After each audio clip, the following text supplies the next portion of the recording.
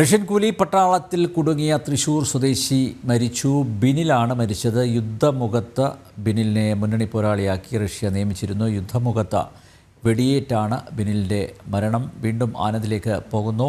ആനന്ദ്, എത്ര കാലമായി ഈ റഷ്യൻ സേനയിൽ കൂലിപ്പട്ടാളത്തിൽ ബിനിൽ പ്രവർത്തിക്കുന്നു?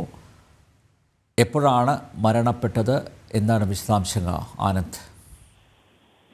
അനിൽ നമ്പ്യാർ, ഏതാനും മാസങ്ങളായി ഇവർ റഷ്യൻ കൂലിപ്പട്ടാളത്തിൽ അകപ്പെട്ടിരുന്നു എന്നാണ് നമുക്ക് ലഭിക്കുന്ന വിവരം.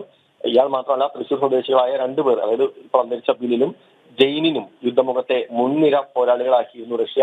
ഇതിനുശേഷം ഈ രണ്ടുപേരെ കുറിച്ചും യാതൊരു വിവരവും ലഭിച്ചിരുന്നില്ല. കുടുംബം ഇതുമായി ബന്ധപ്പെട്ടുകൊണ്ട് നിരവധി തവണ പരാതികൾ നൽകിയിരുന്നു. അതിനിടയിലാണ് ഇന്നലെ ഈ മോസ്കോയിൽ ഈ ജെയിൻ എന്ന് പറയുന്ന ആളെ ആശുപത്രിയിൽ പ്രവേശിച്ചിട്ടുണ്ടെന്നുള്ള സന്ദേശം പുറത്തു വരുന്നത്. ഈ വയറുവേദനയെ തുടർന്ന് ശസ്ത്രക്രിയയ്ക്ക് വിധേയമാക്കിയെന്നും വേഗം സുഖം പ്രാപിക്കുമെന്നും സന്ദേശത്തിൽ പറഞ്ഞിരുന്നു. എന്നാൽ ഈ ബിനിലിനെ കുറിച്ച് ഒരു വിവരവും ലഭ്യമായിട്ടിരുന്നില്ല. അല്പസമയം മുമ്പാണ് വീട്ടുകാർക്ക് ഇതുമായി ബന്ധപ്പെട്ടുകൊണ്ടുള്ള ഔദ്യോഗിക വിവരം ഇന്ത്യൻ എംബസി അറിയിച്ചിട്ടുള്ളത്. ഈ യുദ്ധമുഖത്ത് വെടിയേറ്റുകൊണ്ട് ബിനിൽ മരിച്ചു എന്ന കാര്യം ഇന്ത്യൻ എംബസി കുടുംബത്തെ അറിയിച്ചിരുന്നു.